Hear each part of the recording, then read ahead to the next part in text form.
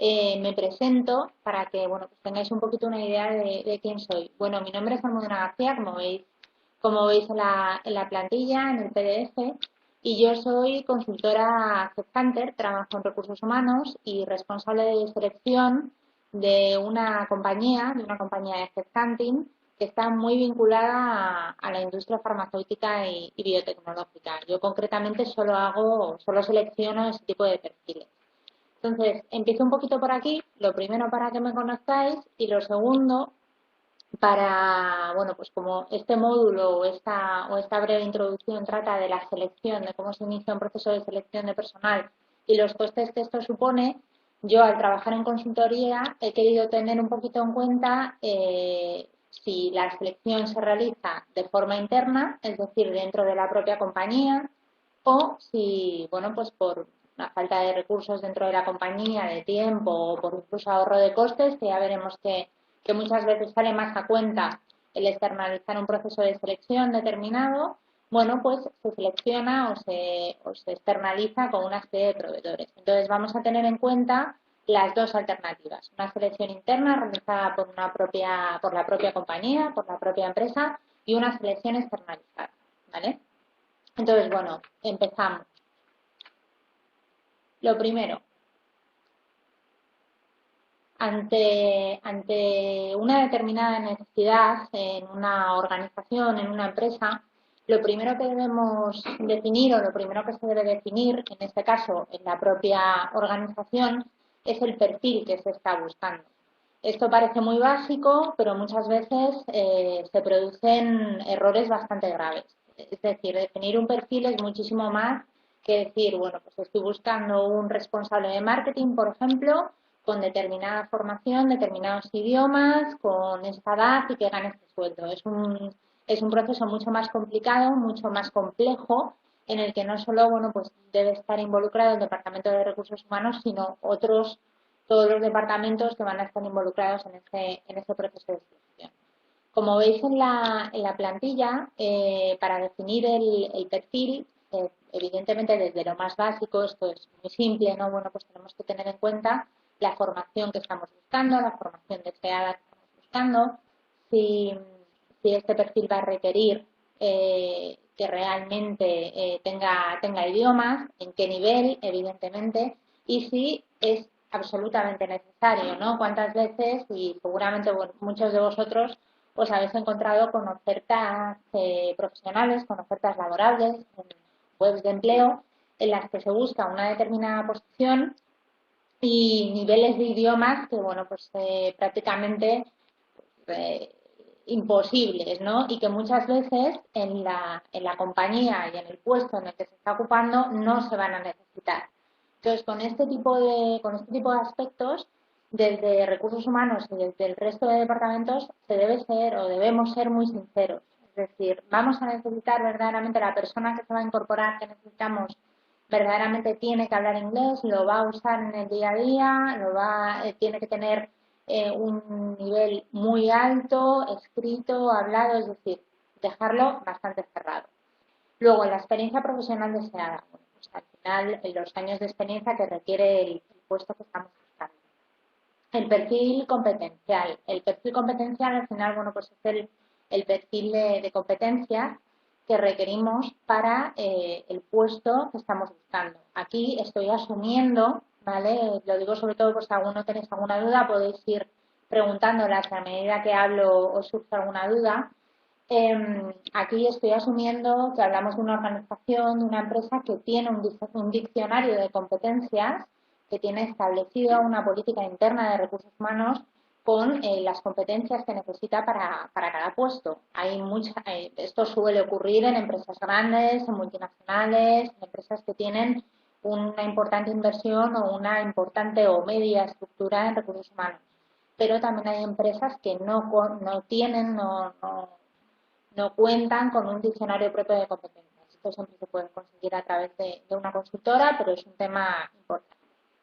Aquí he querido aclarar, al final las competencias se dividen en las competencias genéricas, es decir, las que toda la organización, todos los miembros, todos los empleados de la organización deben compartir, y las competencias específicas para determinados puestos. Es decir, cuando hablamos de competencias genéricas, pues por ejemplo, imaginemos un laboratorio farmacéutico, ¿no?, que es el sector en el que estoy yo involucrada, por poner un ejemplo, pues competencias genéricas para una multinacional farmacéutica, pues a lo mejor podría ser tema de compromiso con la organización, es decir, bueno, que los empleados tengan ese compromiso, esa ética hacia la empresa, aspectos relacionados quizás con la orientación al cliente, entendido el cliente, bueno, pues como no solo la cadena de la distribución farmacéutica y todo lo que es la venta de los productos farmacéuticos, sino también, bueno, pues los médicos y los propios pacientes, ¿no?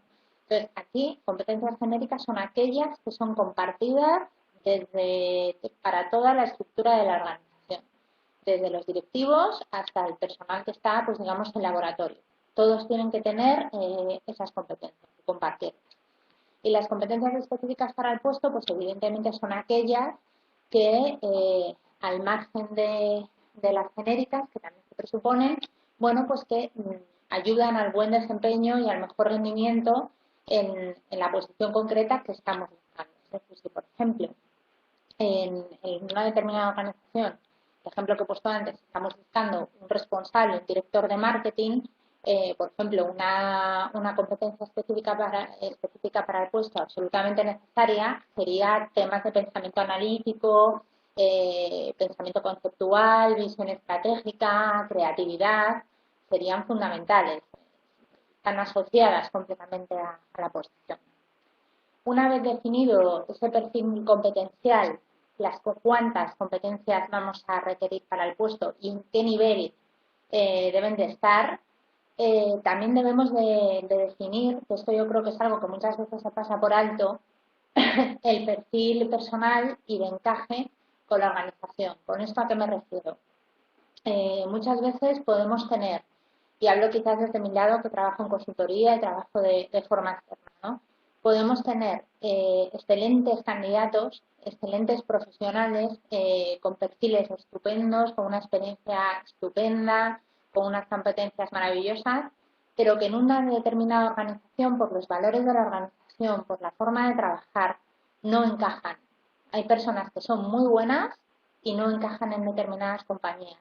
Y compañías que son muy buenas y en las que, bueno, pues pueden un poco minar el desarrollo profesional de determinados candidatos, ¿no? Entonces hay que mirar también que no todo el mundo encaja en todas las empresas y en todas las empresas tampoco encajan todos los profesionales. O sea, hay que ver también ese puzzle, ese encaje y que ya no solo sea una visión curricular o una visión competencial, sino también si la compañía cumple las expectativas que tiene esa facilidad para poder cubrir en un futuro cercano y en un futuro a largo plazo las expectativas, los valores, la ética y la visión que tú tienes, ¿vale? Esto es fundamental.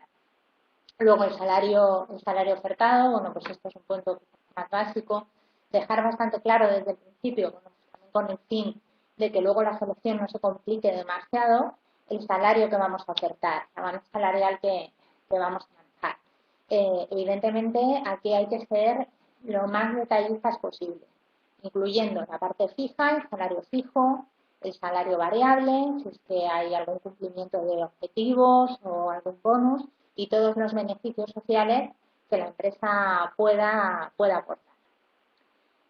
Otro punto importante también a la hora de definir un perfil y de iniciar un proceso de selección, tanto de cara a la propia organización como si decidimos externalizarlo, que de esto hablaremos más adelante, es tener siempre presente si hay compañías que no podemos tocar. Es decir, muchas veces son cosas que a lo mejor si no indagas en temas más legales no lo sabes, pero hay muchísimos acuerdos de no competencia y de no agresión entre empresas. Y hay candidatos profesionales que no, o sea, legalmente no puedes acceder a ellos, no puedes contratar con ellos, pero bueno, hay una serie de cláusulas que lo impiden. Entonces, tener en cuenta también si hay compañías o determinados candidatos a los que no podemos tocar o no podemos. ¿Me oís bien, verdad?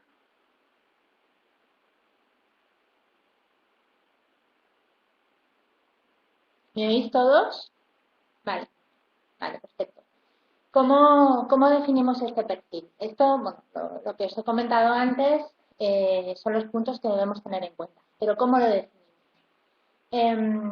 Para ello, y seguramente muchos de vosotros, si algunos os dedicáis o todos os dedicáis a recursos humanos, lo habréis visto alguna vez, bien desde el lado interno o bien desde el lado de consultoría o de proveedor.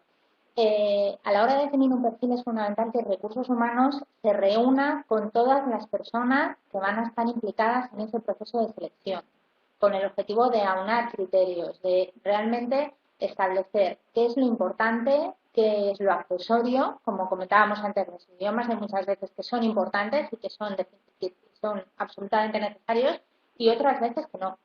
Entonces, tenemos que dejar muy claro qué queremos, cómo lo queremos y aunar criterios entre todos. ¿Cuántas veces, por ejemplo, ha ocurrido que, bueno, pues se presentan unos candidatos desde recursos humanos, que desde recursos humanos cumplen perfectamente el perfil, encajan a la perfección y llegan a la entrevista con el director de la unidad de negocio, con el responsable del departamento, con la persona que va a ser su jefe y de repente pues no les encaja a nivel personal, por ejemplo, o no les encaja algún punto. Esto hay que aclararlo antes. Este tipo de, no es errores, pero esto no debe pasar. Es decir, ni por el candidato, porque no debemos hacerle pasar por eso, ni para, bueno, pues por nuestro propio trabajo, para optimizar nuestro trabajo, ¿no? El perfil debe quedar claro y debe estar claro para recursos humanos y para departamento de marketing, si es el involucrado, departamento médico, departamento de ventas. Tienen que estar todos en la misma línea y buscando lo mismo.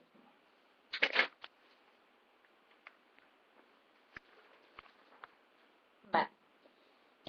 Antes de empezar el proceso de selección propiamente dicho, debemos establecer lo que se llaman los timings y los deadlines, ¿no? El timing, bueno, yo lo he querido tener en cuenta aquí, pero no de una forma completamente rígida. Es decir, hay muchas veces que desde recursos humanos, yo también he trabajado así a veces, hay gente que está más a favor y gente que no, que establece unos plazos concretos de en esta semana voy a hacer estas entrevistas, en esta semana voy a presentar estos candidatos. En el mundo de la selección de personal y en el mundo de recursos humanos, sobre todo cuando hay demanda, cuando hay trabajo, cuando hay una carga de trabajo bastante alta, que en consultoría suele ser así, por ejemplo, quizás en empresa a lo mejor es un poquito, o puede ser un poquito más tranquilo, el dejarlo todo tan estipulado al final es muy complicado, ¿no? El marcar tanto los tiempos, porque siempre surgen prioridades, surgen cosas que son más urgentes en ese momento que otras. Pero aún así es importante establecer los tiempos que manejamos. Sobre todo, dejar claro, en este caso desde recursos humanos, con, con el departamento donde va a incorporarse la persona seleccionada, donde estamos buscando a la persona que se va a incorporar, dejar claro la fecha de incorporación para esa persona. Esto parece como de perogrullo, ¿no? Y parece muy simple, pero no lo es, porque muchas veces eh, se lleva a cabo un proceso, y seguramente esto os haya pasado a algunos de vosotros, se lleva a cabo un proceso de selección, el técnico de recursos humanos o el consultor de recursos humanos lo hace perfectamente en sus tiempos, presenta a los candidatos, buenos candidatos, se hace la oferta al candidato finalista y la oferta se dilata en el tiempo porque el profesional no se tiene que incorporar hasta dentro de 2 meses, hasta dentro de 3 meses, X, o por un problema de agenda incluso, ¿no? Y ahí podemos perder al candidato. Esta persona se puede caer, puede encontrar otro proyecto o puede decidir no continuar con el nuestro, pueden ocurrir mil cosas. Entonces, siempre tenemos que asegurarnos por nuestro propio trabajo, ¿no? Ya que hablo quizás más desde el lado de recursos humanos, el que nos aseguren en qué fechas tiene que estar esa persona incorporada y que haya un compromiso, ¿no? por la otra parte. Como ya adelantaba antes, siempre estipular qué departamentos van a estar implicados en la selección de esta persona, ¿no? Qué personas le van a entrevistar, qué profesionales le van a entrevistar, cómo van a realizar esas entrevistas y en el caso de que sea necesario, que muchas veces lo es, por ejemplo, bueno, en procesos de selección quizás de un nivel de middle management hacia arriba, muchas veces una de las personas implicadas en el proceso de selección puede ser el director general de una compañía o cargos, bueno, pues los directores de unidad de negocio.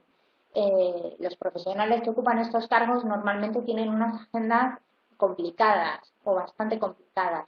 Entonces, sí que si es necesario bloquear agendas desde el principio para futuras entrevistas, dejarlas bloqueadas para que el proceso luego no se dilate en el tiempo, ¿no? Lo que comentábamos antes y al final el trabajo se estropea. ¿Cómo organizamos la búsqueda, ¿no? Una vez definido el perfil que estamos buscando, que al final es lo que os comentaba, lo primero que debemos hacer, la empresa, la organización debe decidir si realiza esa búsqueda de forma interna, como comentábamos al principio, o la externaliza, ¿vale? ¿Esto de qué depende? Pues al final depende, por un lado, de si la organización tiene los recursos necesarios, la compañía tiene los recursos necesarios a nivel interno, es decir, un equipo de recursos humanos preparado, con experiencia, que no tenga en este momento una carga de trabajo muy elevada, que tenga capacidad para cubrir los puestos en el tiempo deseado y que tenga experiencia en la búsqueda que se está realizando. Entonces, si la compañía se formula esas preguntas y dice, sí, ahora mismo podemos asumir la búsqueda, pues evidentemente al final, contando con un equipo, sobre todo si se tiene un equipo de recursos humanos que en ese momento puede cubrir la búsqueda, es lo que se debe hacer, ¿no? Pero hay muchas veces que por motivos variados, ¿no? Desde una excesiva carga de trabajo, perfiles que son muy complicados, hay perfiles que, sobre todo, bueno, por ejemplo, yo que trabajo en la industria farmacéutica, hay perfiles que tienes que ir a buscarlos a la India directamente, y te llevan una cantidad de tiempo y una cantidad de esfuerzo que desde una empresa, desde la propia organización, restarías a millones de cosas, ¿no? Entonces, ponerlo en una balanza y decidir, bueno, pues de qué manera se realiza. El tema de los costes lo veremos más adelante. Entonces, ahora os voy a comentar un poquito en el caso, primero, de que la empresa, pongámonos que la compañía, la organización, decide externalizar la búsqueda de proveedores. El tipo de empresas que hay, que bueno, todos las conocemos un poco, pero bueno, vamos a hacer un resumen, y los costes que supone cada una de ellas, ¿vale? Aquí, como veréis, he empezado por las empresas de trabajo temporal, un poco para nombrarlas, aunque sí considero en este caso importante, yo no tengo experiencia en trabajo temporal, yo he trabajado siempre en proyectos, bueno, en consultoría, de proyectos indefinidos, otro tipo de posiciones, pero bueno, no quiero dejar de nombrarlo porque sí que hay para determinados proyectos que quizás puede ser la búsqueda más factible o más estable, ¿no? Pero también hay que tener en cuenta para qué tipo de posiciones y para qué tipo de proyectos, ¿no? Bueno, como seguramente sabremos todos, aquí simplemente he hecho un repaso. En el caso de que seleccionemos una empresa de trabajo temporal, evidentemente el punto importante es que la empresa no asume, o nuestra organización no asumiría la contratación de trabajadores, es decir, esto correría por parte de la empresa de trabajo temporal, con lo cual los costes que en un inicio son fijos para la empresa, los costes de la seguridad social, como bien todos sabéis, se convierten en variables. Este tipo de empresas tienen un margen de beneficio muy bajo, las posiciones, el coste por posición se multiplica por un coeficiente. Es un método además bastante complicado y es bastante difícil establecer los costes de un proceso de selección concreto en trabajo temporal precisamente por esto. Varía muchísimo en función de la modalidad. El trabajo temporal, pues evidentemente contratar a una empresa de trabajo temporal es útil desde mi punto de vista, ¿no? Cuando se trata de empresas, por ejemplo, a lo mejor del sector industrial, de empresas y de posiciones en las que es muy difícil determinar la carga de trabajo desde recursos humanos, determinar la carga de trabajo que se va a tener en un periodo de tiempo concreto, ¿no? Y la duración de ese trabajo, ¿no? Por eso, bueno, pues, quizás departamentos de producción, como os comentaba, en empresas industriales. También, evidentemente, asociada a un gran volumen de contrataciones. Yo creo que, sobre todo, el trabajo temporal tiene sentido bajo estos términos, ¿no? Cuando no se puede establecer o no se puede terminar fielmente la carga de trabajo y cuando hay un gran volumen de contrataciones. En el mundo de la selección, más orientado a selección, muchas veces ocurre que cuando recursos humanos, el Departamento de Recursos Humanos no dispone de presupuesto o de headcount, esto puede ocurrir muchas veces rondando hacia finales de año, ¿no? Que hasta enero no se renuevan un poco los presupuestos, se pueden asumir contrataciones que en un principio serían indefinidas y se considerarían estables de forma temporal. ¿Por qué? Porque digamos, ese coste no se asume desde el presupuesto del año, sino desde otro tipo de presupuesto que está asociado a otro tipo de gastos. Por ejemplo, en este caso, esto además ahora, si alguno trabaja en selección a lo mejor de puestos comerciales, de delegados de ventas, lo habrá visto, ¿no? Ahora, por ejemplo, hay muchísimas búsquedas de delegados de ventas, que es una posición que tradicionalmente un delegado de ventas que lleva una cartera de clientes, que lleva una determinada zona, que tiene que vender un determinado producto, usualmente, o yo por lo menos, lo asumo como un trabajo estable, como un trabajo indefinido en el que sí que se sabe, sí que se establece, ¿no? La duración del mismo, ¿no? Pero ahora, por ejemplo, pues un poco yo creo que teniendo en cuenta la crisis y teniendo en cuenta que no hay presupuesto en muchas compañías, se están asumiendo este tipo de posiciones o se están buscando este tipo de posiciones por trabajo temporal, ¿vale? Aquí, ¿qué ocurre? Que, por ejemplo, que ahí lo tenéis, los costes, un trabajador temporal debe cobrar, bueno, pues está estipulado, no debe, sino que es así, tiene que cobrar el mismo sueldo que las personas que están contratadas de forma estable, de forma definida. Y en el caso de las ETTs, como comentábamos, los costes es un proceso, yo sinceramente, como os decía, nunca he trabajado en ETT, pero sí que, bueno, un poco por lo que conozco, evidentemente se cobra por hora trabajada un mes que el profesional está trabajando para una determinada empresa. Con lo cual, los costes que inicialmente pueden parecer pocos, en este caso para la organización, se incrementan muchísimo, porque el sueldo es el mismo, el sueldo, como repito, si un delegado de ventas gana 30.000 euros, pongamos, al año, un delegado de ventas temporal tiene que ganar 30.000 euros al año, pero la organización, la compañía, tiene que pagar a la consultora, a la ETT, que ha seleccionado a ese profesional, en este caso, por ejemplo, no sería por hora trabajada, evidentemente, sería por mes de trabajo, y los costes se incrementan mucho. Entonces, en este sentido, sobre todo en el caso de las empresas de trabajo temporal, hay que tener muy claro, bueno, de trabajo temporal y en todas, pero hay que tener muy claro realmente si nos está suponiendo, si supone un beneficio, un ahorro o a la larga supone un coste, porque muchas veces puede suponer hasta un extra. Vale.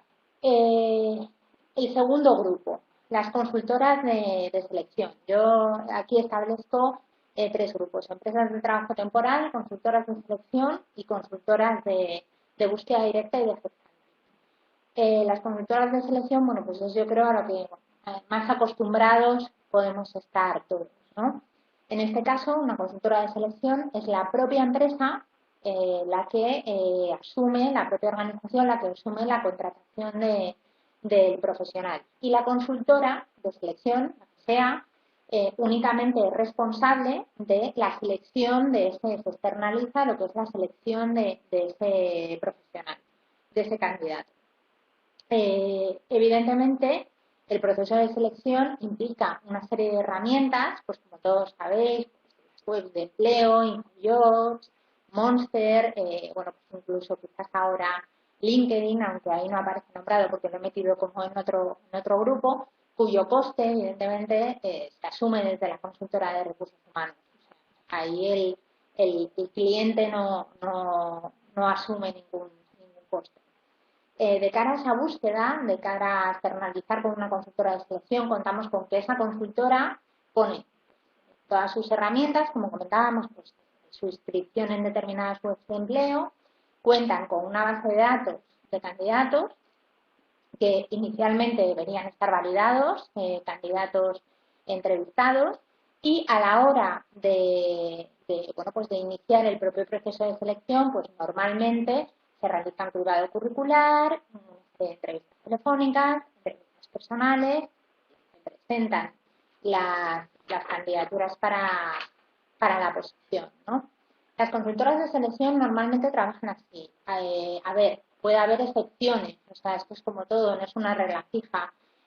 Aquí yo he hecho un resumen bastante escueto, pero evidentemente puede haber consultoras que tengan un procedimiento, bueno, pues mucho más rígido, mucho más estipulado, que hagan entrevistas por competencias, que realicen informes de referencias, informes competenciales, pero normalmente por los costes que acarrea, que ahora los veremos, el servicio está más vinculado a temas de base de datos, de la base de datos que cuenta la propia consultora, la búsqueda de la base de datos, la búsqueda de las webs de empleo, las entrevistas y la presentación de candidatos.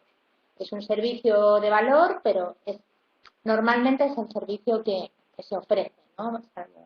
Salvo excepciones. ¿Cuáles son los costes? Bueno, no. Normalmente, es verdad que me saltaba esto, se presentan los candidatos en un plazo aproximado de unas 3-4 semanas en función de la posición. Y en el contrato que se firma con la consultora de selección, normalmente, como decía, se estipula un tiempo de garantía. Es decir, hablamos de garantía de que el profesional permanecerá en el puesto de trabajo o encajará en el puesto de trabajo en un periodo de 3 a 6 meses. Si el profesional se va de la empresa, el candidato que hemos seleccionado se va de la empresa antes o no encaja y la empresa decide, la organización decide despedirlo, prescindir de sus servicios, en la consultora de selección, tiene la obligación de presentar, en este caso no se devuelve el dinero, ¿no? Como se suele decir, pero sí se tiene la obligación de presentar otro candidato en un periodo de tiempo, pues evidentemente no similar, no 3 semanas, pero en un periodo de tiempo relativamente corto. Estos son los periodos de garantía. ¿Cuáles son los costes? En el caso de la consultora de selección, o ya a partir, bueno, dejándonos del mundo del trabajo de trabajo temporal, se cobra un porcentaje, se cobra un fee sobre el salario bruto total del profesional durante el primer año. ¿Vale? Este fee normalmente suele rondar, como digo, aquí hay excepciones, todo es negociable, las empresas negocian y más aún en crisis y todo se puede bajar y se puede subir. Pero podríamos establecer quizás una banda entre un 14 y un 18%. Eh, Como decía, un 14 o un 18% sobre el salario bruto total que el profesional que hemos seleccionado va a cobrar durante el primer año. Por ejemplo, si seleccionan, ahí tenéis el ejemplo, un delegado de ventas que cobre 30.000 euros al año, la consultora, por ejemplo, puede estipular un fee de un 15% y el coste por parte de la empresa de la selección total, porque ya hemos comentado que se asume que la consultora corre evidentemente, con los gastos de web y de las ofertas que vaya a publicar. El gasto total de la empresa será de 4.500 euros. ¿Vale? Este fee, este porcentaje, en los contratos con consultoras de selección, se puede cobrar de la siguiente manera. A éxito o en contingencia, que es un poco la otra forma de llamarlo, que es que la consultora de selección, la empresa paga a la consultora de selección cuando ese profesional bien acepta la oferta o bien se incorpora a la empresa. Es decir, para la consultora de recursos humanos es complicado y es arriesgado. Si esa consultora de selección no encuentra el candidato idóneo, no cobra por todo el trabajo anterior, solo cobra si el candidato se incorpora a la compañía. Esto, quizás en el momento que estamos a día de hoy, yo os diría el contrato más habitual a día de hoy, es el más habitual. Es quizás el que puede perjudicar un poquito más al consultor, porque al final el consultor no para de trabajar, pero, y no tiene la garantía de cobrar ese trabajo, pero la empresa, la organización, bueno, pues son un poco, son los contratos quizás que se están buscando más. Me haces una pregunta, ¿no? Lorena, se acepta el candidato y al final no se incorpora porque le ofrecen otra oferta mejor, sigue cobrando la consultora. Si en el caso de un contrato a éxito, hablas en el caso de un contrato a éxito. Si el contrato es a éxito y el candidato acepta la oferta y no se incorpora, no cobras. No cobras. Aquí, al final, como os decía, el contrato de éxito para la consultora de recursos humanos es un riesgo muy fuerte. Es un riesgo. No se cobra, pero siempre, por ejemplo, esta es una buena pregunta, hay que tener en cuenta que los contratos se pueden estipular o se pueden completar con determinadas cláusulas legales. Por ejemplo, esta es una cláusula que se suele contemplar, que si el candidato acepta y finalmente ocurre algo por lo que firma una carta de oferta, una carta de intenciones, y finalmente ocurre algo por lo que no llega a incorporarse, hay casos en los que no se cobra el total de fee que tú has pactado, pero sí puedes añadir una cláusula que se cobre una parte, pues a lo mejor no 4.500 euros, pero a lo mejor que te tengan que pagar 1.000 euros o 2.000 euros. Si la empresa interrumpe el proceso de selección una vez finalizado el proceso, tanto a éxito como retain. En retain, que todavía no lo hemos comentado, en retain se asume que te pagan desde el inicio del proceso, que ahora lo comentaremos. Con lo cual, para la consultora de recursos humanos, para la consultora de selección, es un contrato más seguro y es un contrato que establece más garantías. Yo te diría que para ambas partes, porque ambas partes se comprometen más, pero ahora lo comentamos. Si la empresa interrumpe el proceso de selección en un contrato a éxito, no cobras nada. O sea, en el contrato de éxito se estipula, se asume que tú cobras si el candidato se incorpora, salvo cláusulas que puedas incluir, pero lo que os comentaba, que en la mayoría de los casos, y sobre todo teniendo en cuenta, porque también las cosas han cambiado mucho, ¿no? Por ejemplo, del 2007 para acá, teniendo en cuenta el momento en el que nos encontramos, pocas compañías negocian ya prácticamente los contratos. La mayoría son a éxito, la gran mayoría. La gran mayoría y bajo condiciones, bueno, pues en las que el proceso se interrumpió y la consultora ha trabajado, entre comillas, gratis.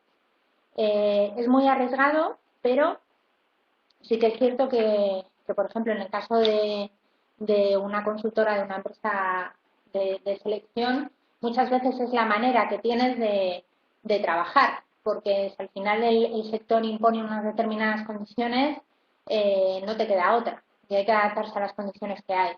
Eso sí, asume riesgos y asume riesgos muy importantes. Por eso también muchas veces en recursos humanos hay que cambiar un poquito la forma de trabajar y ser más ágiles, ser más flexibles y ser más abiertos a la hora de encontrar los candidatos, porque si no es complicado, ¿no? En el caso de retain, y ahora respondo a tu pregunta, el retain se asume el pago a plazo. Es una modalidad de contrato en la que por definición se asume a plazo. Estos plazos pueden ser de 3 o de 2 partes. Normalmente yo, por ejemplo, cuando empecé a trabajar en este mundo, en la consultora, sin decir nombres, porque bueno, no sé dar publicidad, pero bueno, en la consultora en la que yo empecé, todo lo hacíamos a retain. Todo lo hacíamos a retain y a 3 partes. ¿Cómo cobrábamos?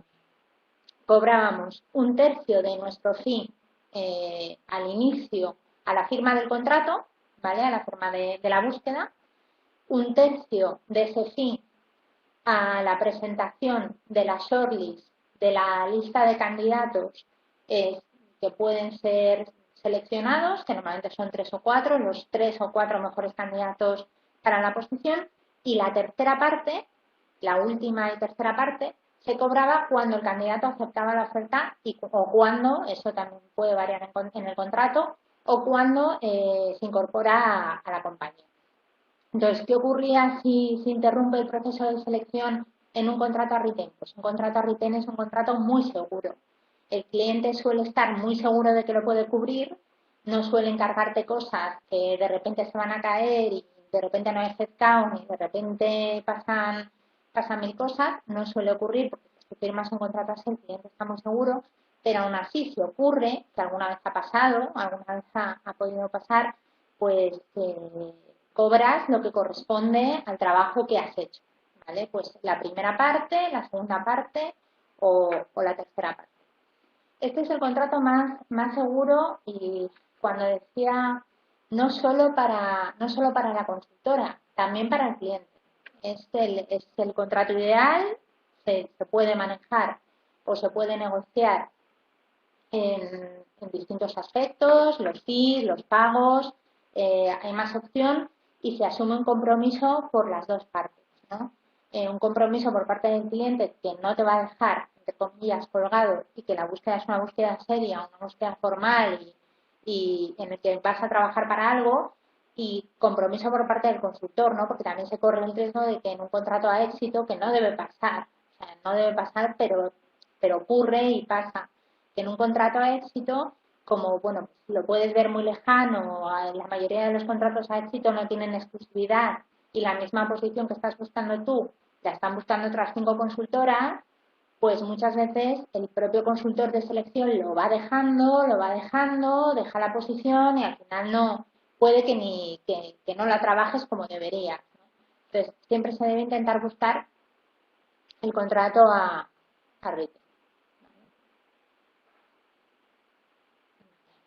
Y la tercera modalidad de empresa, dentro de selección, ¿no? No he querido meter, lo digo por si luego me consultáis, temas de outsourcing y otro tipo de empresas que también, bueno, pues están focalizadas a la búsqueda de profesionales, pero de otra manera son temas que ya irían aparte y que requieren un tiempo concreto y un módulo concreto, ¿no? La tercera modalidad serían las empresas de Executive Search y de Headhunting. Estas son las que yo conozco más porque es donde yo trabajo y donde yo he tenido toda mi experiencia, ¿no? Al igual que las empresas de selección, en las empresas de Headhunting, evidentemente, o en las empresas de búsqueda directa, se trata de la contratación la asume la organización, la asume la empresa y siempre, que esto sí que se diferencia de las consultoras de selección, siempre se trata de proyectos estables, proyectos de contratos indefinidos, bueno, pues proyectos con una durabilidad, ¿no?, en el tiempo. Otra diferencia importante es que las consultoras de selección están enfocadas un poquito a todos los niveles, ¿no? A todos los niveles profesionales y a todos los cargos profesionales. Y de hecho hay un tipo de posiciones, un tipo de puestos en las que probablemente una consultora de selección sea más rápida, más eficiente que una consultora de headhunters, ¿no? Porque están encaminadas a sectores, a interlocutores distintos. El headhunting, ¿no?, como veis ahí, está enfocado pues a posiciones más orientadas al middle management y a la alta dirección, ¿no? Bueno, cuando hablamos de middle management hablamos de directores de marketing, directores de venta, hacia arriba, ¿vale? Posiciones un poquito que ya impliquen, bueno, una banda salarial ya un poco alta, ¿no? Y más aún como estamos ahora. Normalmente también estas empresas, que esto es algo que tampoco ocurre con las consultoras de selección, las consultoras de selección gestionan diferentes sectores, diferentes industrias, diferentes perfiles. Las consultoras de hunting están más focalizadas en un sector determinado.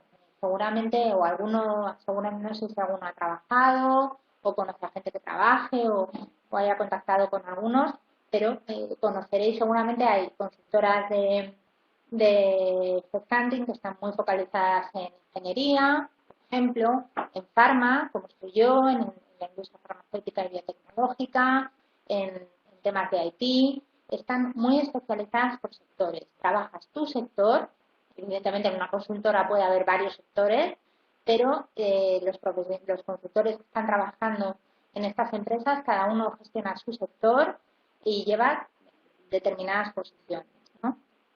Entonces, es una selección pues más especializada tanto por posiciones como os decía, ¿no?, como por industrias, por sectores. A nivel de herramientas, que evidentemente también costea la propia consultora de búsqueda directa, cuentan con las mismas herramientas con las que cuenta una consultora de selección, pero quizás algunas distintas, o alguna forma de buscar los candidatos, sobre todo la forma de buscar los candidatos es bastante diferente. Las consultoras de Executive Search, los hunters, cuentan con una base de datos, exactamente igual que una consultora de selección. Evidentemente tienen, aunque no se suelen buscar los candidatos así, pero se tiene, por si acaso, para alguna posición es útil, se tiene también pues, sus contratos con webs de empleo. Jobs, Monster, Experter, algunas que quizás sean más especializadas, ¿vale? Aunque ahí no lo pone en la diapositiva, pero no es la forma habitual de buscar los candidatos. Normalmente en este tipo de empresas no se publica, se puede publicar la oferta en LinkedIn, pero no se publica en InfoJobs o en Monster. Es otro tipo de búsqueda, ¿no? Entonces, al margen de que cuenta con estos medios, tienen otros, pues como un manejo muy habitual y muy profesional de lo que es LinkedIn, ¿vale? Que por cierto aprovecho para que los que me estéis escuchando, si no tenéis LinkedIn, que os lo hagáis inmediatamente porque es una herramienta fundamental de cara a visibilidad profesional, de cara a búsqueda de empleo, de estar atento al mercado y es fundamental. O sea, es la herramienta de recursos humanos básica hoy en día. O sea, absolutamente. Entonces aprovecho para que los que no lo tengáis, que os informéis y que os lo hagáis. Aunque en el siguiente módulo, que lo voy a dar yo, no sé si vais a ser los mismos alumnos o no, que creo que es el de reclutamiento 2.0, que es quizás lo que yo más domino, lo voy a volver a repetir y de hecho va a estar muy enfocado a eso, pero el LinkedIn es fundamental. Entonces, desde este tipo de empresas se maneja muchísimo LinkedIn, ya no solo es tener el LinkedIn, es saber usarlo, saber manejarlo, saber buscar los candidatos, darte visibilidad, hacer que tu empresa y tu perfil sean visibles y acceder a gente buena y acceder a gente con el perfil que necesitas. Se manejan muchísimo las estrategias de reclutamiento 2.0, muchísimo, es fundamental, y las redes de contactos. Es decir, un consultor headhunter, más que por publicar una oferta y recibir currículums, se maneja por referencias, por recomendaciones, mueve sus contactos, llama a las personas que conoce dentro del mundo profesional, evidentemente dentro de otros candidatos que ha podido tener y les pide referencias, recomendaciones para las posiciones que tiene. Es decir, es una búsqueda mucho más diferente, bueno, muy diferente. Y el name gathering. El name gathering, no sé si conocéis lo que es este término, pero bueno, consiste básicamente en identificar a las personas, en identificar a todos aquellos candidatos que cumplen el perfil que tú estás buscando. Identificarles en prensa, buscándoles en prensa, buscándoles en LinkedIn, en webs, en asociaciones, en congresos. Es decir, es una búsqueda no tan pasiva como recibir un currículum, sino mucho más enfocada a una investigación de mercado, ¿vale? De hecho, el trabajo es muy parecido a un trabajo de consultor de otro sector, no relacionado con recursos humanos. Está muy vinculado a temas de investigación, de búsqueda, de moverte en el mercado, ¿no? Y el periodo de garantía que ofrece este tipo de empresas, evidentemente, como ahora veremos, el coste es mayor, el periodo de garantía también es mayor. Normalmente, yo diría que es de un año.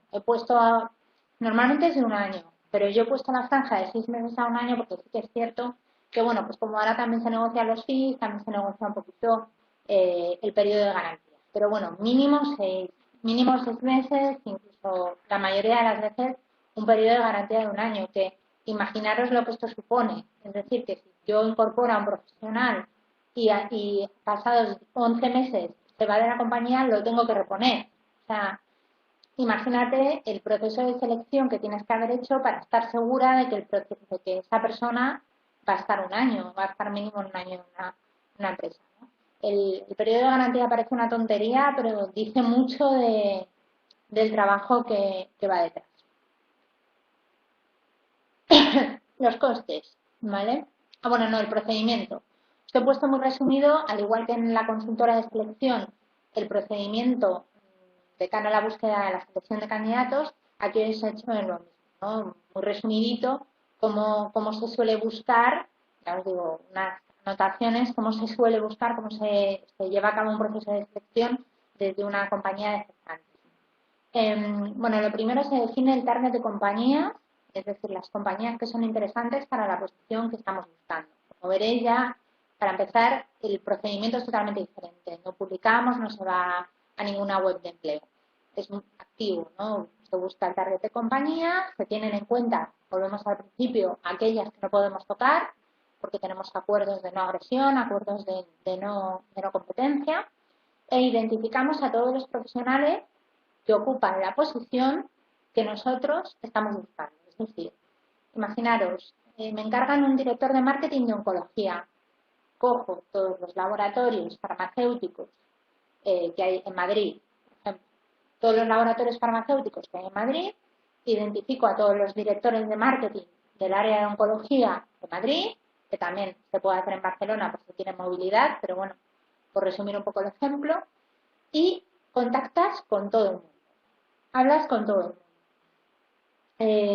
Es decir, la parte de la entrevista telefónica no es una entrevista telefónica para cribar, es una entrevista telefónica también para conocer, para hablar con todo el mundo, para saber quiénes son, cómo son, qué perfiles tienen, qué expectativas tienen, ¿no? Y tener también pues un mapa mental y una imagen mental que luego en un futuro te va a servir para futuros proyectos.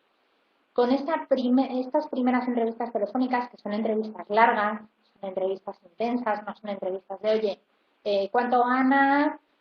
Tal, de 5 minutos y te cito. No, son entrevistas de mínimo un cuarto de hora, 20 minutos, bastante intensas, en las que se pregunta lo mismo que en una entrevista personal, curricular. Con esta primera criba, no por decirlo de alguna manera telefónica, se prepara una long list, es decir, una lista larga de los candidatos, de los mejores candidatos, de los que tienen interés, de los que llevan todos los aspectos del perfil, en un principio los tienen y pueden ser. Con esta lista larga ya organizamos las entrevistas personales. Yo aquí, como consejo y en general, las entrevistas personales yo no las hago, no se deben hacer curriculares. La entrevista curricular se realiza por teléfono. Cuando tú citas a una persona y haces que se desplace y que vaya a verte, primero ya tienes que saber si esa persona te encaja o no. O sea, para que ni él ni tú perdáis el tiempo. Y hacer una entrevista más profesional, una entrevista por competencias, una entrevista distinta en la que puedas conocer a esa persona de otra manera. Su currículum ya lo has visto, su experiencia ya te la ha contado por teléfono, no te la va a volver, falta que te la cuente 3 veces, ya te la sabes. Entonces, en la entrevista personal, y esto lo veremos luego también en la selección interna, intentar que sean siempre ya focalizadas, entrevistas por competencias, que no sé si las habéis dado o no, si las conocéis o no, pero esto es fundamental. Que bueno, para los que conozcáis un poquito esto, ya sabéis que las entrevistas profesionales pueden ser por competencias, pueden ser focalizadas o no focalizadas, eso como se quiera, pero intentar que siempre sea así. Luego, tras la entrevista, se realiza un informe por competencias de cada uno de los candidatos que hemos entrevistado, ¿no? ¿Qué competencias tiene? ¿En qué grado? Y luego, bueno, pues también un perfil personal, evidentemente que eso es fundamental y para eso está la entrevista personal, para conocer mejor a la gente. Posteriormente, se realizan, que aquí parece que no lo he puesto aparte, lo he incluido ahí, referencias profesionales. Se pide a los candidatos que hemos visto en entrevista personal que nos faciliten. Siempre hay que pedir permiso y siempre te tienen que dar los candidatos los nombres, ¿vale? Siempre se le pide pues, al candidato y al profesional que te facilite el nombre de personas con las que has coincidido en su trayectoria profesional que puedan hablar de él. Evidentemente, y siendo muy transparente con el candidato, Es decir, que no sea ni tu compañero de trabajo, porque si no, no va a ser válido. Es decir, un ex jefe, un ex colaborador, alguien a quien haya reportado directamente, no compañeros de trabajo. ¿Vale? Entonces, sí es súper importante pedir las referencias, pero también validar que las referencias sean buenas y sean reales. No vale que tu amigo, tu compañero de trabajo te llamen para pedir referencias tuyas. Tiene que ser alguien que pueda hablar con contenido de una manera objetiva. ¿Vale? Una vez que se han hecho las entrevistas personales y se ha realizado el informe por competencias y tenemos las referencias de los candidatos, ya tenemos una visión súper amplia de los profesionales. Entonces ya se presenta, en este caso, pues al cliente, o si estuviéramos gestionando el proceso de selección desde la organización, se lo presentaríamos a nuestro cliente interno, ¿no? A la persona que nos ha pedido el puesto. Se presenta la shortlist, la lista corta, con los tres, normalmente son, yo diría que tres, como 8 o 4. Los mejores profesionales, los que mejor encajan en el puesto, en el perfil y en la compañía. Y ya se preparan las entrevistas con el candidato y cliente. Cuando hablo de preparar entrevista, es que, por ejemplo, desde este lado la consultora llama al candidato y no solo le dice a quién va a ver y a qué hora, sino que le prepara de cara a la entrevista, le ayuda si tiene dudas, le ayuda a expresarse si hay algún aspecto que, bueno, pues se prepara telefónicamente o en persona para que el candidato vaya seguro y vaya confiado, ¿vale? Siempre se da feedback, evidentemente, de cómo va los tiempos. Esto es súper importante porque nunca se hace y hago hincapié. O sea, cuando tú citas, bien sea desde empresa o bien sea desde consultora, me da igual, porque hay recursos humanos, a la gente a la que le haces que se desplace y que te vayan a ver y que pierdan su tiempo, hay que tratarles bien y hay que darles feedback de su entrevista cómo ha ido, si ha ido bien, si ha ido mal, si vas a avanzar con ellos, si no vas a avanzar. No se puede dejar de contestar a una persona ni el email, ni el teléfono, y no decirle ni que sí, ni que no, ni decirle nada. Esto es fundamental.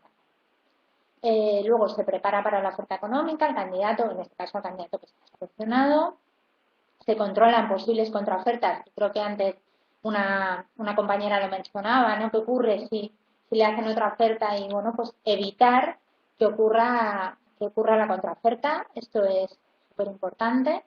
Se ayuda al candidato a la hora de emitir, que muchas veces, sobre todo en determinadas posiciones, es difícil. En posiciones a lo mejor altas y que la persona está valorada, es decir que te vas y te ofrecen más dinero, te ofrecen otro puesto, te ofrecen el oro y el moro, y esto es súper peligroso, ¿no? Entonces hay que ayudar al candidato y hay que controlar la contraoferta.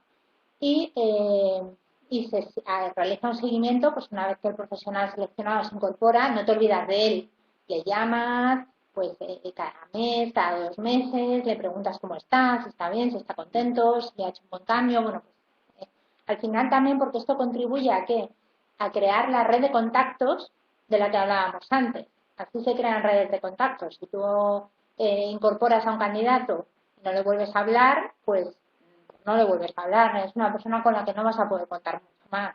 ¿Vale? Entonces, siempre hacen un seguimiento. Vale, ahora sí. Los costes. Bueno, esto es igual que en una consultora de selección. Se cobra un fee, se cobra un porcentaje sobre siempre el salario bruto total del profesional durante el primer año. Aquí la única diferencia, a lo mejor que no necesariamente, puede ser que el salario bruto total en un proceso de búsqueda directa, en un proceso de hunting, pues incluya el fijo, el variable y muchas veces incluyen hasta los beneficios sociales. Es decir, cuando se habla de salario bruto total, se habla de salario bruto total.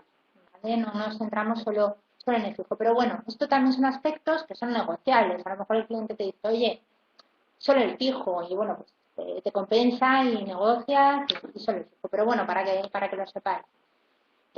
Aquí el fee es más alto. Evidentemente el proceso de selección es distinto y son posiciones distintas y el fee es más alto. Entonces, normalmente también se puede variar y es negociable.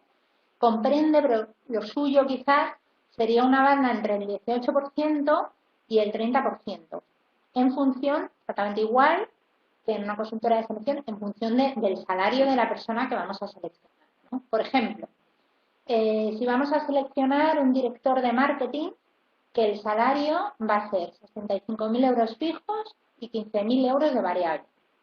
Luego una serie de beneficios sociales, pero no los tenemos en cuenta. Tenemos en cuenta a lo mejor el fijo y el variable. Pues sobre esos 80.000 totales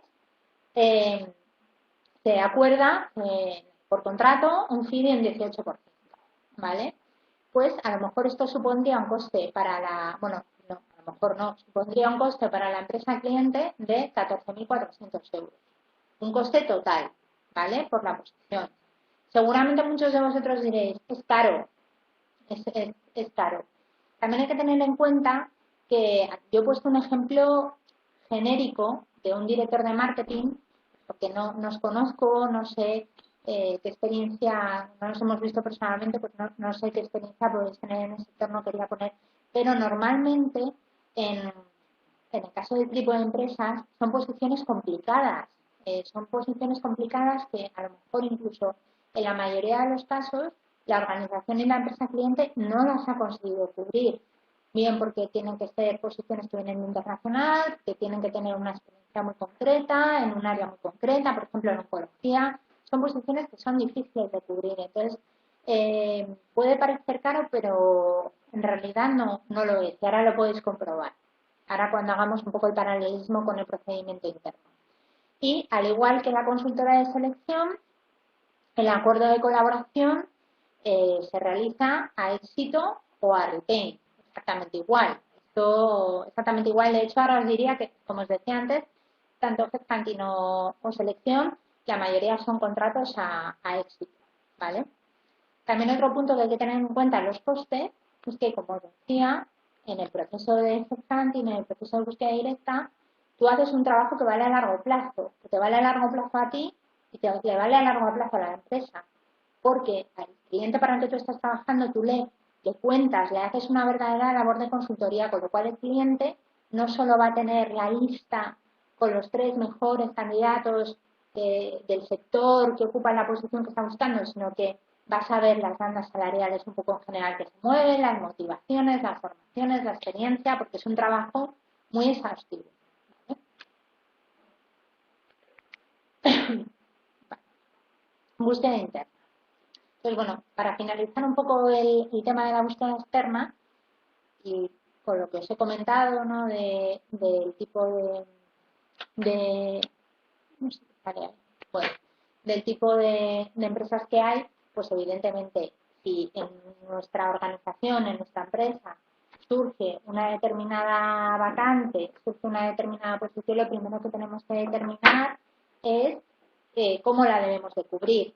Que a lo mejor, por poner un ejemplo, si estamos buscando un auxiliar administrativo, si estamos buscando un comercial o estamos buscando un delegado de ventas, a lo mejor la mejor opción es la de una consultora de selección. Si estamos buscando pues un gran volumen de contrataciones a tiempo muy corto, con una duración muy corta, pues la mejor opción es la ATT. Y si estamos buscando una posición que queremos que de gran visibilidad y que queremos que permanezca en la compañía mucho tiempo, y una posición con unas determinadas responsabilidades, a lo mejor la mejor opción para asegurar pues también una búsqueda determinada es la de, ¿no? O sea, tener claro también por dónde va. Bueno, la búsqueda interna. En el caso de que bueno, pues que la organización pueda asumir el proceso de selección de forma directa, ¿vale? Al final la cosa es muy parecida, es decir, un poco con el resumen que hemos hecho, en recursos humanos se trabaja, hay un procedimiento, hay unos procedimientos, unas formas de trabajar y tienes que decidir cuál es la más adecuada, ¿no? Entonces, en el caso de que la propia compañía, la propia organización quiera asumir ese proceso de selección, lo primero que tenemos que hacer es, con el perfil que estamos buscando, decidir cuál es la búsqueda mejor. Es decir, para esta posición publico, va a ser lo más rápido publicar en una web de empleo y recibir los currículums, va a ser lo mejor publicar en asociaciones o grupos profesionales, o hacer una búsqueda directa, como comentábamos antes, o hacer un reclutamiento por LinkedIn, un reclutamiento 2.0, ¿no? En redes profesionales. Lo primero, tenemos que decidir eso. Una vez decidido, pues los pasos que hemos comentado, pero llevados a nivel interno, ¿vale? Aquí igual, entrevistas personales a los candidatos, telefónicas, generar una primera, yo lo llamo long list, pero bueno, una primera lista con los candidatos que mejor se adaptan, amplia, con los candidatos que mejor se adaptan al puesto y ya realizar con los candidatos que tenemos más seguros, asegurándonos de que ya en principio nos gustan, citarles ya para una entrevista personal por competencias, ¿vale? Aquí, como os digo, como no sé lo que sabéis en este sentido, lo que habéis dado, si lo habéis dado, yo he puesto unos ejemplos, pero no, bueno, resumiendo mucho, porque además creo que esto acaba a las 9:30. Bueno, las entrevistas por competencias, las competencias se basan en entrevistas comportamentales. Cuando hablamos de entrevistas por competencias, hablamos de entrevistas comportamentales. Como decía, nada curricular, eso ya lo hemos hecho antes, ya lo hemos hecho por teléfono. Entonces, cuando hablamos de comportamientos, se entiende que una persona que ha ejecutado un determinado comportamiento en el pasado, un comportamiento que ha sido exitoso para él, que le ha llevado a buen término, con el que ha conseguido mejorar las cosas, si tú ya lo has realizado, se asume, evidentemente, que lo puedes volver a realizar en el futuro, ¿vale? ¿Por qué digo esto? Porque las entrevistas por competencias siempre se pregunta por situaciones pasadas, ¿vale? Probablemente algunos de vosotros que lo hayáis hecho lo sabéis. ¿Por qué pasadas? Porque se asume que la competencia no está, no se puede detectar, no se puede codificar si no ha sucedido ya. Aquí no vale lo que una persona dice que puede llegar a hacer y que puede llegar a conseguir, que no quiero decir, eso es otro aspecto y no quiero decir que no tenga importancia, sí que la tiene, pero fuera de las competencias, ¿vale? Aquí no se habla de lo que una persona se vende a sí misma y dice lo que puede conseguir, ¿no? Quizás la mejor expresión es cuando te vendes mucho, ¿no? No, aquí se asume que lo que has hecho lo puedes llegar a volver, lo puedes volver a hacer, lo puedes superar, ¿vale? Por eso siempre son en pasado, implican ese aspecto. Son entrevistas que se centran en el yo. Es decir, muchas veces cuando nos están preguntando, pues, por pensar en ejemplos vuestros, cuando habéis tenido una entrevista, muchas veces trabajamos en equipo, en la mayoría de las ocasiones, se trabaja en equipos, en grupos de trabajo, muchas veces trabajas con tu jefe, con tu compañero. Cuando te preguntan por algo, hablas en plural, ¿vale? Esto en una entrevista por competencias no sería codificable, por ejemplo. Solo lo que tú hables desde el yo, desde yo hice, yo pensé, yo sentí, yo propuse, es decir, aspectos que verdaderamente hayas gestionado tú directamente, ¿vale? Entonces, por ejemplo, aquí tenéis una entrevista, dentro de las entrevistas por competencias se pueden buscar estos comportamientos de forma focalizada o de forma no focalizada. Cuando hablamos de forma no focalizada, es decir, que no nos centramos en nada, que vamos a hacer una entrevista por competencias y vamos a ver todas las competencias que la persona tiene, las que salen, ¿vale? Las que salen en esta entrevista. Entonces la hacemos en abierto, pero en abierto bajo las condiciones que hemos comentado antes. Es decir, un ejemplo de pregunta sería, cuéntame una situación profesional de la que estés, por ejemplo, especialmente orgulloso. Puede ser también una situación profesional que haya sido muy difícil para ti, por ejemplo, de la que hayas sido protagonista. Cuando decimos protagonista es desde yo, y esto muchas veces hay que recalcarlo mucho a los candidatos. No me hables en plural, háblame en singular, dime lo que tú hiciste, céntrate en tu papel, ¿vale? De la que hayas sido protagonista, que haya sucedido en el último año, que haya sucedido, es decir, una situación pasada, que ya haya ocurrido. Cuando ponemos la franja temporal del último año, normalmente se pone de 1 año a 2 años. Más de esto no, porque el profesional o el candidato no recuerdas bien las cosas que te han pasado, las cosas que has hecho, ejemplos concretos, pasados un año no lo recuerdas bien. Entonces hay que centrarse en situaciones, en ejemplos profesionales que recuerdes bien, que recuerdes con determinada claridad, ¿vale? Y que esté finalizada. También es importantísimo que esté finalizada, porque la entrevista por competencias es una entrevista muy profunda, en la que se profundiza muchísimo con el candidato, en la que hay que bajar mucho al detalle, muy analítica, y tiene que tener un principio como un libro, como una novela. Tiene que tener un principio desde el que el candidato te empieza a narrar la historia, tiene que tener un nudo y tiene que tener un resultado, tiene que tener un final. Aquí, súper importante, que una situación profesional, un ejemplo profesional que nos estén contando, acabe bien o acabe mal, es decir, que acaben, me felicitaron todos, me dupliqué objetivos y me ascendieron, o que acaben y el cliente se enfadó y perdimos el cliente, no es importante, ¿vale? Lo que es importante y lo que se codifica es lo que la persona hace. Bueno, hizo, lo que la persona hizo durante toda esa situación. Eso es lo que nos dice, lo que nos determina los comportamientos de una persona, ¿vale? Esto es súper importante porque muchas veces los candidatos tienden a elegir situaciones en las que, bueno, que ha sido glorioso. Y no es necesario. Todas las situaciones, si hay competencias, salen. Si no las hay, no salen. Pero si las hay, salen. Aunque la situación haya acabado en que un cliente se ha enfadado y se ha ido, ¿vale? No tiene nada que ver. Lo que importa es lo que la persona es, ¿vale?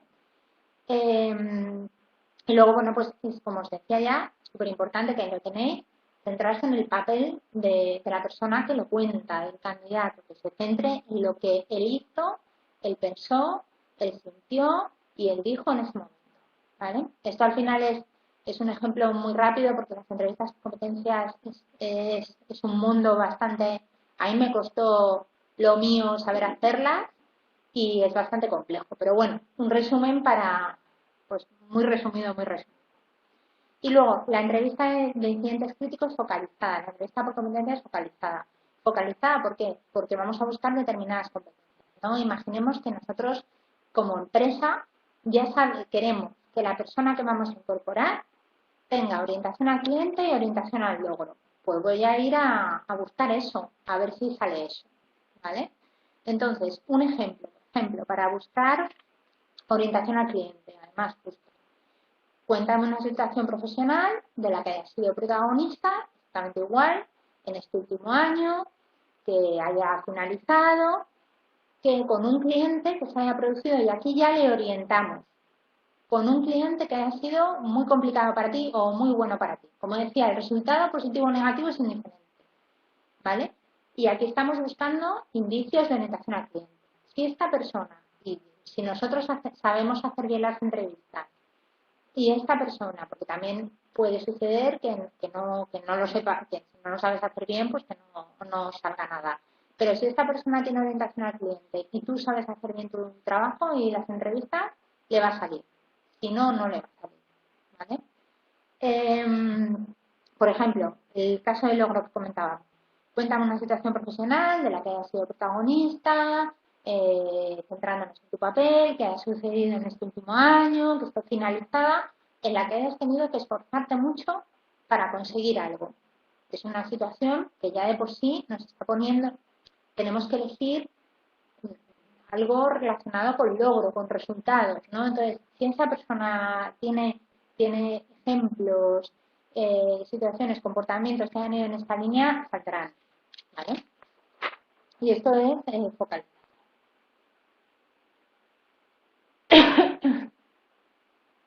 Vale. Entonces, después de las entrevistas, por competencias, elaboramos un informe igualmente, como hemos comentado antes, un informe competencial con las competencias que tiene el candidato, el nivel en el que las tiene, un informe también curricular, pues con su experiencia, su formación, que esto ya lo sabemos de antes, de la entrevista telefónica, y un informe con las referencias profesionales. Referencias profesionales hay que hacerlas siempre, ¿vale? Luego, desde recursos humanos, porque esto lo hace recursos humanos, evidentemente, se organizan las entrevistas con los jefes de departamento, las personas que están implicadas en el proceso de selección, con los candidatos finalistas, ¿vale? Y todo lo demás está igual. La oferta, para que se realice la oferta al candidato, se controla que todo va bien y súper importante, que lo he subrayado todo y lo he puesto todo en negrita. Antes lo he dicho, pero lo vuelvo a decir.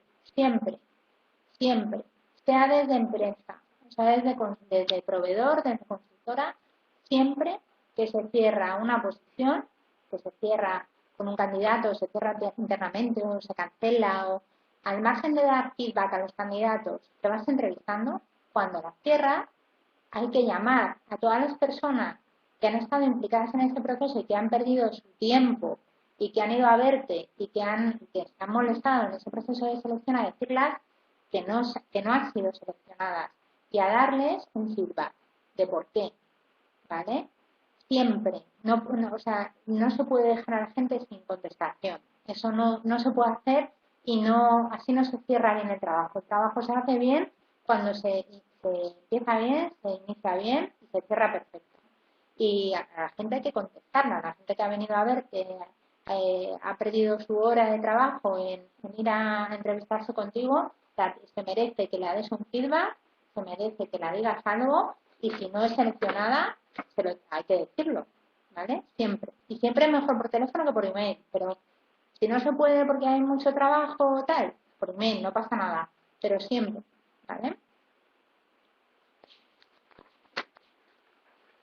Vale, y ya para terminar, ahora si tenéis alguna duda, pues me la decís. El coste un poco de proceso de selección por búsqueda interna, ¿vale? A ver, aquí yo he asumido, excepto cifras que son así, ¿de acuerdo? Pues por ejemplo, he puesto coste personal, el personal cost del técnico de selección de una empresa, ¿vale? 1.500 euros, por ejemplo, unos 20.000 euros al año, ¿de acuerdo?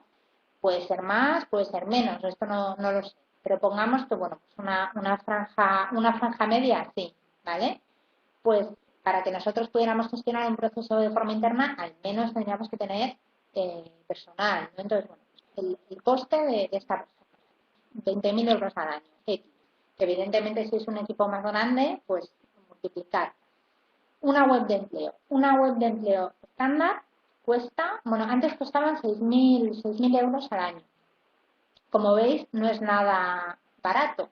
Por eso os decía que muchas veces, por eso hay empresas que externalizan con facilidad, porque si echas cuentas no es tan sencillo, sobre todo si no tienes un departamento de recursos humanos amplio, no tienes una estructura grande, ¿vale? Una web de empleo antes costaba 6.000 euros al año. Ahora, con la crisis, se negocia y te puede costar unos 5.000 euros al año, ¿vale? Yo no estoy muy puesta en webs de empleo, como decía, no es mi forma habitual de trabajar. Sé cómo se hace, evidentemente, pero no lo suelo utilizar. Pero bueno, sí que sé que se publican más o menos con este precio un total de 20 ofertas al año, pero que se van cambiando como de forma simultánea. Es decir, no son 20, a lo mejor son 100 ofertas, ¿vale? 20 por 5, pues 100. 100 al año las tienes que ir cambiando simultáneamente y esto te cuesta 5.000 o 6.000 euros, ¿vale? Esto. Luego, evidentemente, pues todos los costes de la propia empresa, ¿de acuerdo? Aquí ya entrar en esto sería mucho detalle, ¿vale? Pero bueno, todos los costes, voy a hablar simplemente de lo asociado directamente con selección. Luego un LinkedIn, como sabéis o sabréis muchos de vosotros, hay un LinkedIn personal, pues el LinkedIn que te abre, que puedes tener una red de contactos bastante amplia. De hecho, con mi LinkedIn personal he tenido una red de contactos amplísima, ¿vale? Y es gratuito, ¿vale? Pero ¿qué ocurre con el LinkedIn cuando cuando no es absolutamente personal, que llegas a un nivel de no te deja mandar todos los mensajes que puedes mandar, no puedes contactar con toda la gente con la que puedes contactar asumiendo otra de las modalidades de LinkedIn, ¿no? Entonces, por ejemplo, el LinkedIn para empresa hay dos opciones. El LinkedIn Premium, que vale pues unos 23 euros al mes, bueno, esto también se puede hacer por la empresa, un particular puede contratar un LinkedIn Premium, por ejemplo, un autónomo que trabaje, que se dedica a esto, a la suscripción, y te sale por no te sale especialmente caro, pero bueno, 23 euros al mes, unos 276 euros. Lo que sí suele haber en las empresas es un LinkedIn Recruiter, que luego dentro de la gama de LinkedIn Recruiter, que te permite acceder a muchísima más gente, hay precios y precios, ¿vale? El precio más bajo de un LinkedIn Recruiter, por ejemplo, rondaría los 900 euros al año, ¿de acuerdo?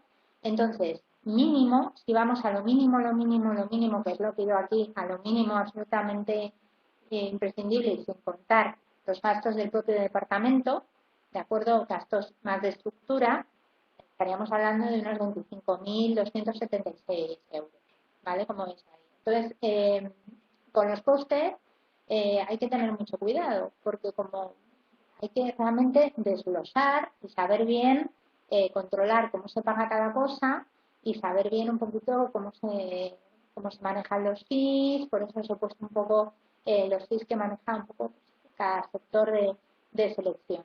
Porque hay bastante diferencia. Hay una pregunta.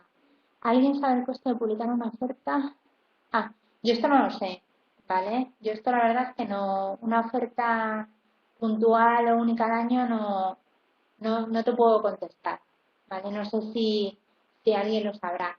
Lo que pasa es que, por ejemplo, también te comento, si desde un departamento de recursos humanos se necesita publicar una única oferta, yo creo que hay maneras, por ejemplo, con un buen LinkedIn personal, un LinkedIn bien elaborado y bien estructurado, de poder hacerlo hasta gratuito y con más visibilidad. Entonces, hay que también manejarse muchísimo las redes de reclutamiento 2.0 porque son absolutamente el futuro, la mayoría hasta determinado nivel, que ya si necesitas ese nivel es que tienes una carga bastante alta de trabajo, son gratuitas y te aportan además muchísima visibilidad. Mira, te comentan 250 euros por 3 ofertas con publicación de 2 meses. A mí me parece alto. A mí me parece alto. Con lo cual, yo os animaría a que manejarais también muchísimo las opciones de reclutamiento de estudios, ¿vale? ¿Tenéis alguna duda? Algo que termine. A ver, lo voy a leer en alto, ¿vale? ¿Cuáles deben ser las competencias más importantes en un buen técnico de selección? ¿Qué peso tienen concretamente las habilidades de tipo comercial? Vale. Entiendo que son importantes ya que se manifiestan en el proceso de búsqueda, sobre todo externa, ya que implica negociación con condiciones y costes, captación de candidatos a empresas, búsqueda de mercado. Vale, vale. Aquí es una muy buena pregunta, Carmen. Aquí yo voy a hacer dos diferenciaciones, ¿vale?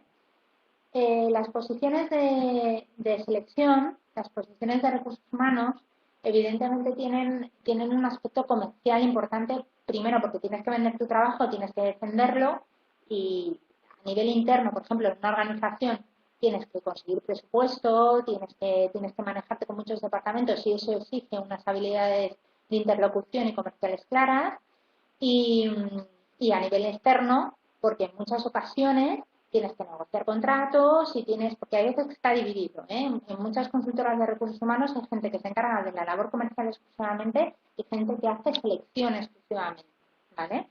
Por eso decía que iba a dividir. Entonces, sí se presupone una serie de habilidades comerciales, a mí no me gusta llamarlo tampoco habilidades comerciales, yo diría más bien habilidades sociales, habilidades interpersonales, de buena comunicación, de buena interlocución. Habilidades comerciales, yo lo metería más en un aspecto, pues cuando en una consultora se divide, cuando hay alguien que va a buscar los clientes, a negociar los contratos, y muchas veces esa misma persona es la que realiza los procesos de selección, pero muchas veces no. ¿Qué ocurre? Que en mi opinión, un buen técnico de selección, o un buen responsable de recursos humanos, un buen consultor de recursos humanos, una de las habilidades fundamentales o de las competencias fundamentales que tiene que tener es, al margen de los temas de comunicación que decíamos, es, por ejemplo, pensamiento analítico, capacidad estratégica, muchísima, para identificar prioridades en el trabajo, para saber cómo maximizar el tiempo, orientación al logro, muchísimo orientación a resultados. Un consultor de recursos humanos, un técnico de selección, vives para cerrar la posición. También piensas en los tiempos, desde el punto de vista quizás menos humano, que ahora voy a ello. Orientación al cliente, totalmente. Si no trabajas oriental, si el candidato no te importa, y cuando hablo de cliente, hablo de cliente, de lo que entendemos todos por cliente, y de candidato. Si el candidato no te importa, si eres incapaz de decirle que ha finalizado el proceso y si no se trata a la gente con empatía, no tienes orientación al cliente. Orientación al cliente es todo, ¿vale? Y en un buen técnico de selección, en un buen consultor de recursos humanos, en alguien que seleccione personal, la empatía es fundamental. La empatía y la escucha, el saber leer entre líneas, el no pasarse de comercial, porque muchas veces si eres demasiado comercial, solo te escuchas a ti mismo, no escuchas lo que te están contando. Y tú seleccionas bien cuando lees entre líneas y cuando, ¿sabes?, entiendes las motivaciones de una persona, ¿vale? Entonces, esto muchas veces es incompatible con gente muy comercial, con perfiles muy comerciales. Por eso en muchísimas empresas está separado. Hay gente que se encarga de buscar los contratos y los clientes y de negociar y pelear los fees y gente que hace la selección. Porque hay habilidades que son un poquito contrapuestas, ¿vale? Leo la siguiente. Si cuando quieres buscar un candidato lo más adecuado al perfil, ¿es bueno basarse en perfiles profesionales ya establecidos o solo tenerlos como base para cada? Vale, muy buena pregunta también, Lorena. Yo te diría que cada empresa es un mundo, ¿vale? Yo es lo que os comentaba un poco antes, que no sé si os acordáis. Hay profesionales excelentes. Además, yo por mi trabajo me he encontrado con gente excelente, buenísima, que en determinados entornos profesionales, iba a decir la palabra fracasa, no es que fracase, es una forma de hablar, no encaja. Y es muy importante, si se define un perfil por competencia, un perfil profesional, no puede abarcar a todas las empresas del mundo. Hay que tener en cuenta cómo es la empresa, cómo se trabaja, si es familiar, si no es familiar, qué valores tienen, qué políticas promueven, qué tipo de comunicación promueve. Hay profesionales validísimos que pueden incorporarse a una empresa y les puede destrozar. Y hay que tener en cuenta súper bien ese encaje. Yo soy partidaria de definir los perfiles con la empresa, de no usar perfiles hechos. ¿Vale? La siguiente, la siguiente. Una reflexión. Más de una vez sucede que en la selección de personal las personas elegidas y que pasan al proceso final no les gusta al cliente. Sí. En caso de que la selección de personal lo haga una empresa externa. Sí. O directamente al equipo directivo no les gusta el resultado. ¿Se debería confiar más en el técnico de selección de personal? Efectivamente, también aquí muchas veces estáis haciendo muy buenas preguntas.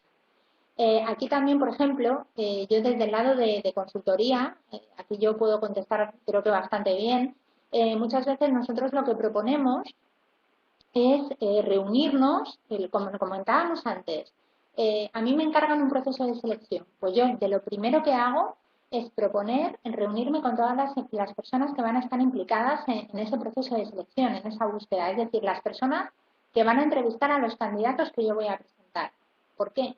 Porque, y en esto estaréis de acuerdo conmigo, cuando tú conoces a la gente en persona, sabes, hay gente también, es una habilidad, pero bueno, tienes esa habilidad, sobre todo si te dedicas a recursos humanos, de saber qué va a ser prioritario para ellos, dónde se van a fijar, cómo son, qué personalidad tienen. Y normalmente, que eso no es malo ni poco objetivo, ¿vale? A las personas nos gusta personas que son similares a nosotros, ¿vale? Buenos profesionales, todo lo que quieras, pero que tienen una forma de ser parecida, similar a nosotros. Entonces, es súper importante que el técnico de selección o el consultor externo en este caso conozca las personas que van a entrevistar posteriormente a los candidatos que él va a mandar para que esto que comenta, creo que si era Irene no pase, ¿vale? Hay procesos de selección que se inician, se para el proceso y se vuelve a comenzar meses después. ¿A qué se debe esa mala gestión? ¿Son formas de investigar cuánta gente hay interesada en esa plaza? A ver, yo en mi caso no me ha pasado nunca, ¿vale? Es muy poco ético. Esto sería muy poco ético. A ver, aquí yo no puedo decir que esto no ocurra. Evidentemente que lo haga es bastante poco ético. Normalmente, en mi caso, cuando ha sucedido, que tampoco ha sido tantas veces, cuando ha sucedido que un proceso de selección se ha parado y se ha vuelto a reactivar, ha tenido que ver pues con temas de agendas o con temas de headcount. De hecho, hace poco me ocurrió con un proceso de selección que yo llevé pues en unos plazos además bastante rápidos porque eran los plazos que me habían pedido. Yo te diría que no llegó ni a 3 semanas y cuando ya estaba todo presentado me dijeron que se paraba 3 meses. Y se paró 3 meses por un tema de headcount y un tema de que, bueno, muchas veces la comunicación no es tan buena como debería. Por eso también el consultor de recursos humanos tiene que estar muy encima, sin ser pesado, pero sí que tiene que ser inclusivo y sí que tiene que buscar el compromiso del cliente para que estas cosas no pasen, ¿vale? En mi caso, cuando ha ocurrido ha sido normalmente por temas de headcount, que había que esperar al enero siguiente para tener dinero para contratar a esa persona. Pero bueno, supongo que de todo hay, ¿no? De todo hay. ¿Cuál debe ser el perfil idóneo de un buen director de recursos humanos a la hora de hacer las entrevistas? Vale. El perfil del director de recursos humanos. A ver, en un perfil directivo siempre debe tener, bueno, en recursos humanos siempre se debe tener lo que he comentado antes, muchísima capacidad de escucha, habilidades de interlocución, orientación al cliente, orientación a los resultados y capacidad estratégica y pensamiento analítico básico. ¿Vale? En un director, que quizás su función no va a ser tan operativa, va a ser más estratégica, pues hay que enfocarse mucho más en aspectos conceptuales, en aspectos de estrategia y en aspectos de desarrollo de personas y de liderazgo, ¿no? De desarrollo de equipos y de liderazgo. Sobre todo, especialmente importante en recursos humanos, el desarrollo de personas. Es decir, un buen director de recursos humanos que no sepa lo que pasa en su equipo, que no desarrolla el equipo y que no tenga esa capacidad de interlocución para transmitir un poco lo que se necesita, pues quizá no estaría preparado, ¿no?, para asumir la posición. O sea, tendría que ser las habilidades más operativas, aunque no las use tanto, sobre todo las más estratégicas y otras más vinculadas a temas de gestión de equipos. ¿Vale? Vale. ¿No cree también que es importante hablar con su responsable para saber qué espera del candidato y si sustituye alguna desvinculación realizada en que fallaba? Sí, por supuesto. Si la posición, perdón, si la posición a cubrir, que aquí evidentemente se complicaría todo mucho, si la vacante a cubrir es porque se va a despedir o se ha despedido a otra persona, aquí lo primero, ¿por qué se ha llegado a esa situación? Primero desde recursos humanos se debe indagar, es decir, a un despido de un profesional se puede llegar porque el profesional no asuma bien sus tareas, sus responsabilidades o por otros motivos. Entonces, por otros motivos, pues a lo mejor que ya se desconocen y que el responsable no los va a decir tan claramente, ¿no? Entonces, aquí la labor de recursos humanos siempre es investigar. Siempre que hay una salida, habréis oído hablar de las entrevistas de salida, de las entrevistas de despido. Es decir, cuando se despide una persona, o cuando sale una persona de una compañía hay que escucharla también, porque a lo mejor hay un problema interno que no sabemos, que recursos humanos no sabe. Y a lo mejor hay que poner solución también pues a las habilidades de gestión del responsable, por ejemplo, ¿no? Entonces, que no todo se cargue en el profesional que es despedido, que a veces es así, sino que también puede ser culpa de una mala gestión del responsable del departamento. Entonces, lo primero, investigar, ver qué pasa. Y ya cuando sabemos qué pasa, evidentemente tomar las medidas oportunas. ¿Por qué ha salido despedida esa persona? ¿Qué motivos? ¿Qué fallaba? ¿Qué no fallaba? Y con eso redefinir el perfil. Porque si había una persona antes en una posición que no ha funcionado, por X motivos, no hagamos lo mismo ahora. Vamos a parar, vamos a sentarnos, vamos a reflexionar y vamos a ver qué necesitamos y cómo lo tenemos que buscar, ¿no? Entonces, ahí siempre redefinir el perfil. ¿Y tenéis alguna duda más? A ver, hay un momentito que me escapo. Hay empresas encargadas de procesos de selección que no ofrecen retroalimentación suficiente al candidato. Sí, esto está relacionado con totalmente. O sea, lo he dicho 40 veces, pero lo vuelvo a repetir. Un buen profesional de recursos humanos para eso trabaja, para recursos humanos, para personas. Y no es ni ético ni profesional no dar un feedback a las personas que entrevistas, ni no decirles que están descartadas y el motivo por el que están descartadas. ¿Vale? O sea, fundamental, eso es totalmente ético. Muy bien, pues si tenéis cualquier duda daré mi correo y nada, y a los que repitáis, pues os veo creo que es en febrero. ¿De acuerdo? Un abrazo y buenas noches.